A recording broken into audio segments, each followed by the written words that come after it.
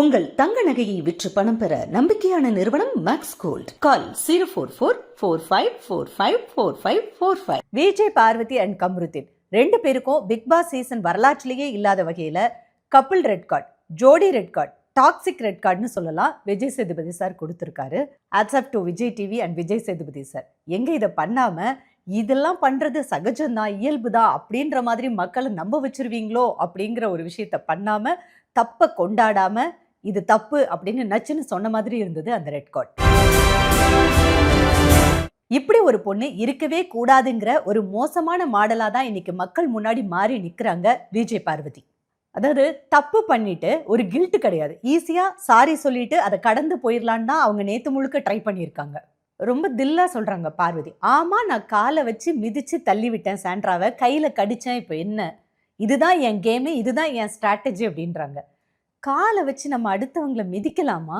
இது என்ன கேமு, இது என்ன ஸ்ட்ராட்டஜி? இதை ஒரு பொண்ணு ரொம்ப தில்லா நேஷனல் டெலிவிஷன்ல உட்காந்து பேசிக்கிட்டு இருக்காங்க சரின்னு. அதை உட்காந்து ஒருத்தர் கேட்டுக்கிட்டு இருக்காரு, அவரு தான் கம்ருதீன். இந்த ரெண்டு பேரோட இந்த டாக்ஸிக் நார்சிஸ்டிக் கேரக்டர் பார்க்கும்போதே இவங்க மனிதர்களோட சேர்ந்து வாழதுக்கே தகுதி இல்லையா அப்படின்னு தான் யோசிக்க வைக்குது. ஒரு கூரைக்கு கீழே இவங்க கூட கண்டினியூஸாக வாழ முடியாது பல நாட்கள் அப்படின்றது இவங்களே உறுதி பண்ணுறாங்க. சில மணி நேரம் வேணால் ஒர்க்குக்காகவோ வேறு எதுக்காகவோ இவங்க கூட பழக்கம் வச்சுக்கலாம் அப்படின்றத அவங்க தான் ப்ரூவ் பண்ணியிருக்காங்க பிக் பாஸ் வீட்டுக்குள்ளே. பிக் பாஸ் ஒன்றும் நம்ம சொந்த வீடு கிடையாது, நம்ம இஷ்டத்துக்கு நடந்துக்கிறதுக்கும் இஷ்டத்துக்கு பேசுறதுக்கும். சாண்ட்ரா வந்து கம்ருதீனை காமம் ருத்தீன் அப்படின்னு சொல்லிட்டாங்கன்னு சொல்லி கோவம் வருதுன்னு சொல்கிறாரு.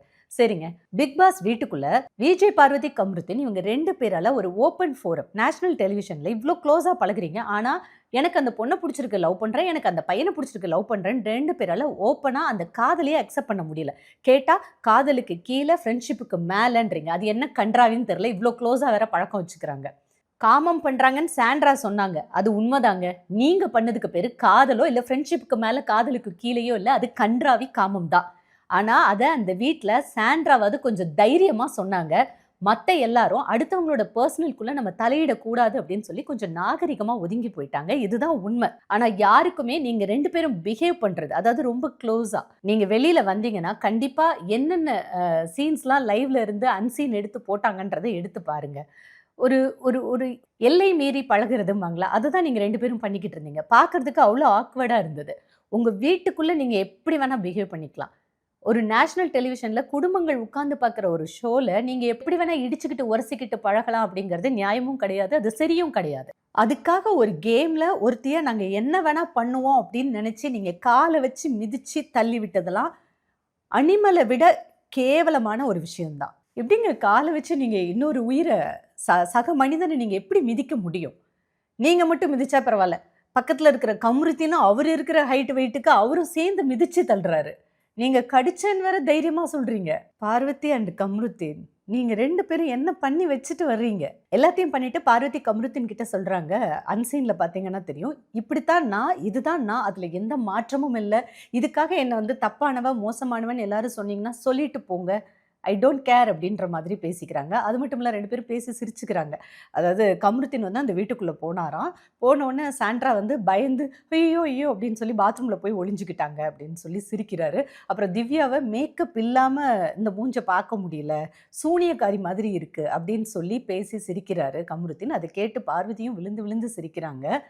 திவ்யாவை மேக்கப் இல்லாமல் சூனியக்காரின்னு சொல்கிறது ஒரு விதத்தில் பாடி ஷேமிங் தான். பார்வதி எதை என்ஜாய் பண்ணுறாங்க? கம்ருதீனோட ஜோக் எதுன்னு நல்ல ஜோக்கா? ஒரு பாடி ஷேமிங் ஒரு பொண்ணு பண்ணுற ஜோக்கை பார்வதி கேட்டு ரசிக்கிறாங்க. சாண்ட்ராக்கு ஏதாவது ஒரு ட்ராமா இருந்திருக்கலாம், அந்த ட்ராமாவை அவங்க நடிக்கிறாங்களா உண்மையான விமர்சனம் பண்ணலாம். அதை தாண்டி அதை ரொம்ப கீழ்த்தரமாக எப்படி விமர்சிக்கிறீங்க? பண்ணுறதையும் பண்ணிட்டு இப்போ நீங்கள் மிதிக்காமல் இருந்தீங்க, அவங்கள கடிக்காமல் இருந்தீங்கன்னா வேற விதம். எல்லா செயலையும் பண்ணிட்டு அப்புறம் நீங்கள் அவங்களுக்கு கிண்டல் வேறு பண்ணுறீங்க. ரெண்டு டாக்ஸிக் கேரக்டர் சேர்ந்தா மொத்தமாக போச்சு. Toxic plus toxic equal to double toxic அப்படின்ற மாதிரி கம்ருதீன் பார்வதி ரெண்டு பேருமே டூ எக்ஸ்ட்ரீம் கேரக்டர்ஸ். நீ யார் அப்படிங்கிறத தெரிஞ்சுக்கிறதுக்கு உன் நண்பனை சொல்லு அப்படின்னாங்க. இந்த இடத்துல அந்த வார்த்தைகள் எவ்வளவு உண்மையானவை அப்படிங்கிறது தான் எனக்கு தெரியுது. ரெண்டு பேரும் ஒருத்தருக்கு ஒருத்தர் பலமாக தனித்தனியாக கேம் ஆடி இருந்தால் கூட இவ்வளோ டாக்ஸிசிட்டி கிரியேட் ஆகிருக்காது. இவங்க ரெண்டு பேரும் சேரும்போது அந்த டபுள் டாக்ஸிக் நெகட்டிவிட்டி அப்பா அநியாய உக்கிரமாக இருந்தது. அதை பார்க்கவே முடியலை. இது வந்து தமிழ்நாடை தாண்டி இந்தியா முழுக்க ஒரு நேஷ்னல் ஷோவில் இந்த மாதிரி ஒரு ஆக்வர்டான ஒரு விஷயம் நடந்திருக்கு அப்படின்னு சொல்லி பலரையும் பேச வச்சிருக்கு. இவங்க 2 பேரும் சேர்ந்து தனக்கு பிடிக்காத ஒருத்தர இவ்ளோ தள்ளி விட்டுட்டு, என்ன கழுத்தறுத்தா போட்டுட்டோன்னு உட்காந்து பார்வதி பேசிக்கிட்டு இருக்காங்க.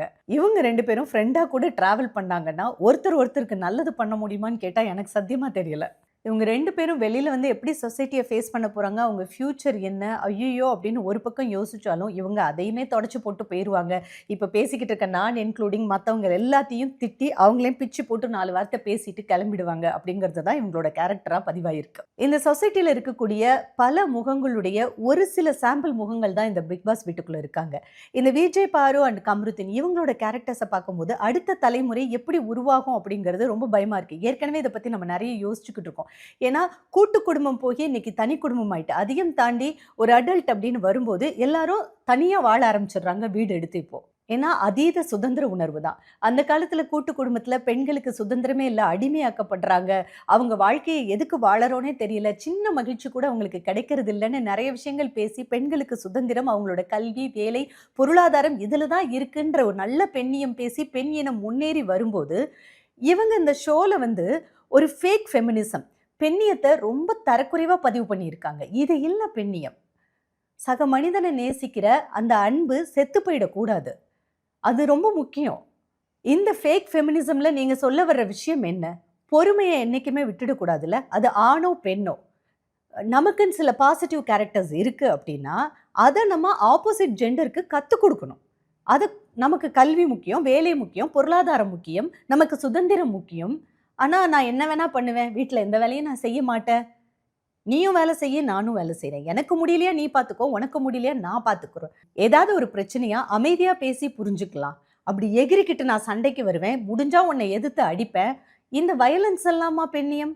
இல்லல்ல. இன்னொன்னு ஒரு தலைமுறை தான் செய்யற தப்ப ஏற்றுக்கொள்ளவே முடியாத ஒரு தலைமுறை உருவாகிட்டு இருக்கு அப்படிங்கிறதுக்கான ஒரு ரோல் மாடலா தான் இவங்க 2 பேரையும் நம்ம பார்க்க வேண்டியது இருக்கு. இன்னைக்கு இருக்கக்கூடிய தலைமுறையில பல பேர் எனக்கு எல்லாம் தெரியும், நான் சொல்றது தான் சரி, நான் யார் சொன்னதையும் கேட்க மாட்டேன், அடுத்தவங்க நான் சொன்னதை தப்புன்னு சொல்லி விமர்சனம் பண்ணாலும் அதை சிந்திக்க கூட மாட்டேன், நீங்க எப்படி சொல்லலாம்னு சொல்லி நான் ஆர்கியூ பண்ணுவேன் அப்படிங்கிறத நிறைய இடங்கள்ல பார்க்க முடியுது. மறுபடியும் இந்த தலைமுறை எது சரி அப்படின்ற மனித உளவியலை சிந்திக்கக்கூடிய சூழல்ல இருக்குங்கிறது தான் உண்மை. ஏன்னா இன்னைக்கு கல்வி, வேலை, பொருளாதாரம்னா அது இது ஸ்டெப்பா நடந்துகிட்டே இருக்கு.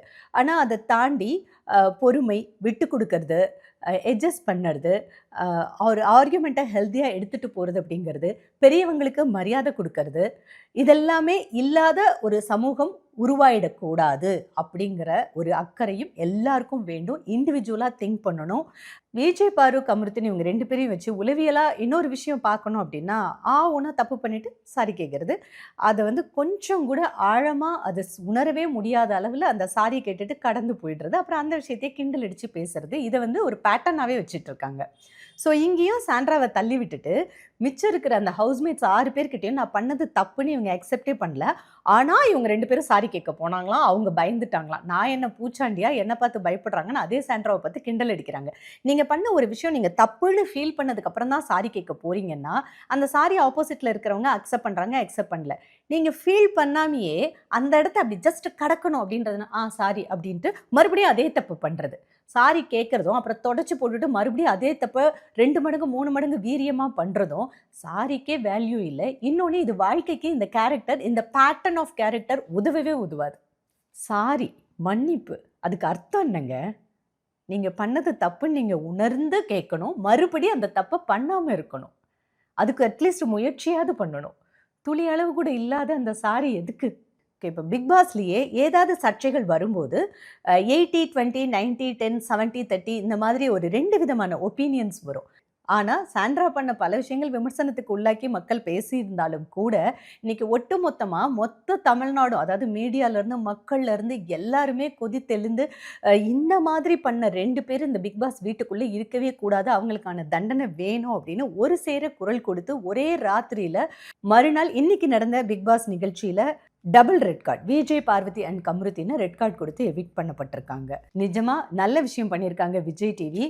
ஒரு மோசமான முன்னுதாரணத்தை கொண்டாடலாம், தவறில்ல அப்படின்னு சொல்லாம இது தப்பு, இந்த தப்புக்கான தண்டனை இதுதான் அப்படின்னு சொல்லி இந்த மாதிரி யாரும் நடந்துக்காதீங்க அப்படிங்கிறதையும் இந்த ரெட் கார்டு மூலியமா பதிவு பண்ணியிருக்காங்க. விஜய் சேதுபதி சார் அந்த ரெட் கார்டை காமிச்சு 2 பேருக்கும் இதுதான் அப்படின்னு சொன்னதுக்கு அப்புறமா அங்க உள்ள நிகழ்ச்சிக்குள்ள இருந்த கூட்டத்துல இருக்கிறவங்களே கை தட்டுறாங்க, ஆரவாரமா ஆர்ப்பரிக்கிறாங்க, விசில் அடிக்கிறாங்க, கொண்டாடுறாங்க.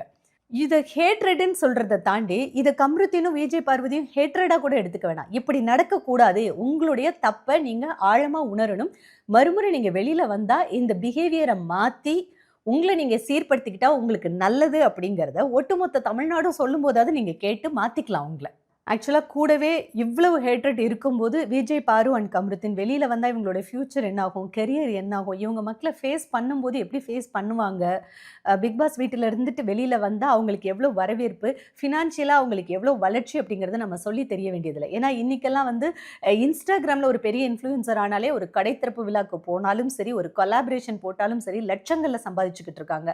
அப்படி இருக்கும்போது இவங்க 2 பேருக்கும் இத்தனை நாட்கள் கடைசி நேரத்தை நெருங்குற தருவாய் வரைக்கும் அவங்க அந்த வீட்டுக்குள்ளே இருந்திருக்காங்க. ஓரளவு அவங்களுக்கு இருந்த நெகட்டிவிட்டியெல்லாம் மாற்றி பிஆர் வச்சோ எப்படியோ கொஞ்சம் அழகாக அந்த நாங்கள் காதல் அப்படிங்கிற மாதிரி நிறைய அவங்க 2 பேரோட ரொமான்ஸ் சீன்லாம் காதல் பாட்டு போட்டு மீம்ஸாக வந்து அவங்களுடைய நிலைமையை கொஞ்சம் அவங்க நினச்சிருந்தா மாற்றிருக்கலாம். ஆனால் திமிரு வாரம் விஜய் சேதுபதி சார் ஹிண்ட்டு கொடுத்தும் அவங்க திருந்தலை, மாறலை. வாரம் சாரி கேட்டு கிடக்கிற மாதிரி கடந்துடலான்னு இந்த முறையும் பண்ணலான்னு நினைச்சாங்க, மாட்டிக்கிட்டாங்க. பட் இவங்க வெளியில வந்து இவங்களுடைய வாழ்க்கை எப்படி அமைய போகுது, அவங்க தன்னை திருத்திக்கிட்டாங்க அப்படின்னா கண்டிப்பா அவங்களுக்கும் இந்த காலமும் மாறும், அவங்களோட வாழ்க்கையும் மாறும். எதுவுமே இங்க நிரந்தரம் இல்லைல்ல, மாற்றம் ஒன்றே மாறாதது. ஸோ அவங்க வாழ்க்கை அவங்க கையில தான் இருக்கு. இன்னைக்கு இருக்கிற இந்த முடிவு அவங்க வாழ்க்கையை ஒன்றும் அழிச்சு போட்டுட போறதில்லை. ஸோ இந்த ரெட் கார்டு அவங்க 2 பேரோட மனமாற்றத்தை மாற்றி நல்ல மனமாற்றத்தை உண்டாக்கினா மகிழ்ச்சி. இவங்க 2 பேரோட உளவியல் என்ன மாற்றங்கள் சமூகத்தில் இந்த தலைமுறையில் இருக்கணும் அப்படின்னு நீங்கள் நினைக்கிறீங்க? ஓகே, இவங்க 2 பேரை வச்சு இந்த தலைமுறையில் நடந்துக்கிட்டு இருக்கக்கூடிய சமூக அவலங்கள் என்ன, அதாவது கேரக்டர்ஸ்லேயே என்ன மாற்றங்கள் வேணும், என்ன சிந்திக்கணும் அப்படிங்கிறத நீங்கள் பதிவு பண்ணுங்க. உங்கள் தங்க நகையை விற்று பணம் பெற நம்பிக்கையான நிறுவனம் மேக்ஸ் கோல்ட். கால் 04445454545.